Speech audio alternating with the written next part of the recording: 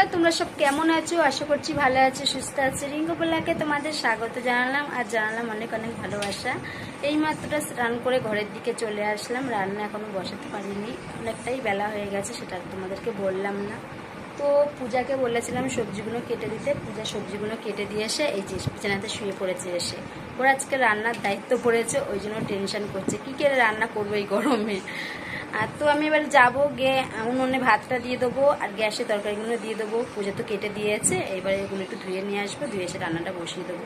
ইচ্ছা আছে একটু সকাল সকাল রান্নাটা করব, কিন্তু জানি না কত সকালবেলা হবে। কালকে ভোর রাত ঘুম নেই জানো তো। আমরা কালকে একটু সোনাপুকুরে গিয়েছিলাম, তোমরা পরের বেলাকে দেখতে পাবে। তো সোনাপুকুরে গিয়েছিলাম, সোনাপুকুরতে বাড়ি ফিরতে রাত 10টা বেজে গেছে। তো এসে খাওয়া দাওয়া করে যেই শুতে যাব সেই কারেন্টটা চলে গিয়েছে। রাত 2-2:30টার সময় কারেন্টটা এসছে, মানে ভোর রাত কালকে কেউ ঘুমায়নি। তো রাত জাগা, ওই জন্য শরীরটা একটু কিরম হচ্ছে। সবারই রাত জাগা। পূজা যে এখানে বিছানা এসে শুয়ে পড়েছে, ওর শরীরটা কিরম হচ্ছে, ওই জন্যই শুয়ে পড়েছে। বন্ধুরা, পূজা এখানে শুয়ে পড়েছে। রান্না করবি নে? রান্না করবি কি না করবি সেটা ভাবছিস না দেখছিস? তাই বল, তুই তো বলছিস দেখছি। রান্না করতে হবে তো, কিছু করার নেই। রান্নাটা বসিয়ে দিকে যা। পূজার তোর সবজি কাটা হয়ে গেছে তো, পুরো কমপ্লিট। পূজার পুরো কাজ পুরো একদম গুছিয়ে তারপরে আমার সবজিগুলো কেটে দিতে এসছে। তো রান্নাটা বসিয়ে দে, তোর মা তো একটু পরেই চলে আসবে, বুঝেছিস? স্কুল থাকলে বেশ ভালো থাকে বল। স্কুলে গেলে রান্না করতে হয় না। আর এখন তো মর্নিং স্কুল, 7টার দিকে স্কুল। হ্যাঁ, বাড়ি আস্তে আস্তে 11:30 বেজে তবে মা রান্না বসিয়ে দেয়। 12টা বেজে যায়। হ্যাঁ, 12টা আসতে 12টা বেজে কতদিন হবে এটা জানি,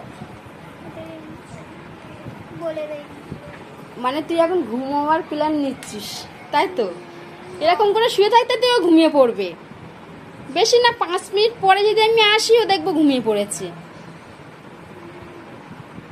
কেন, তোমরা আগেও দেখেছো যে ও যেখানে পড়ে সেখানেই ঘুমিয়ে পড়ে। তো আমি রান্না বসাতে চলে যাই, ও ঝাপাড়ে করুক।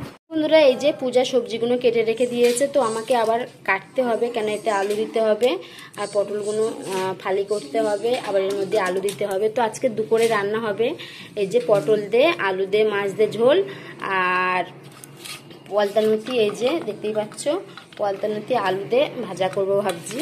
আর কিছু করব কি তাই ভাবছি, কেন সবজি অনেক রয়েছে বাড়ি আজকে রে। এই যেরকম ভেন্ডি রয়েছে, পুঁই শাক রয়েছে। তো চলো আমি ঝটপট করে এগুলো কেটে নিই, কেটে উনুনটা ধরিয়ে দেবো, দিয়ে আমি গ্যাসে তরকারিটা বসিয়ে দেবো।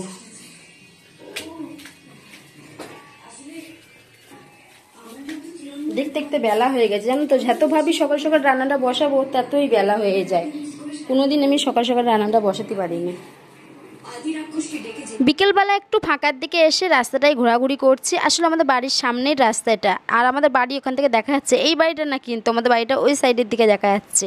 আর সামনে দেখতে পাচ্ছ কলা গাছ পুরো ভর্তি হয়ে রয়েছে। তো কি আর করা যাবে, এখানে দাঁড়িয়ে দাঁড়িয়ে তারপর বাড়ির দিকে চলে আসলাম। বিকেল 4:30টার সময় আমি ছাদে এসেছি, এখন বাজে 5:30।